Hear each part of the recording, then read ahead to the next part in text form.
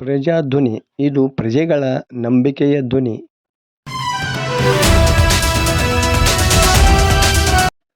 ದಸರಾ ಹಬ್ಬ ಬಲು ಜೋರು. ದಸರಾ ಹಬ್ಬದ ನಿಮಿತ್ತ ಲಕ್ಷ್ಮೇಶ್ವರದ ಎಸ್.ಎಸ್.ಕೆ ಸಮಾಜದ ಅಂಬಾಭವಾನಿ ದೇವಸ್ಥಾನದಲ್ಲಿ ಗುರುವಾರ ವಿಜಯಕುಮಾರ್ ಹತ್ತಿಕಾಳ ದಂಪತಿ ಮತ್ತು ಬಾಬಣ್ಣ ವೆರ್ಣೇಕರ್ ದಂಪತಿ ಘಟಸ್ಥಾಪನಾ ಕಾರ್ಯಕ್ಕೆ ಚಾಲನೆ ನೀಡಿದರು. ನಂತರ ಸಮಾರಂಭದಲ್ಲಿ ಅವರನ್ನು ದೇವಸ್ಥಾನ ಸಮಿತಿಯವರು ಸನ್ಮಾನಿಸಿದರು. ದೇವಸ್ಥಾನದ ಆಡಳಿತ ಮಂಡಳಿ ಉಪಾಧ್ಯಕ್ಷ ನಾರಾಯಣಸಪ್ಪ ಅವರು ಮಾತನಾಡಿದರು.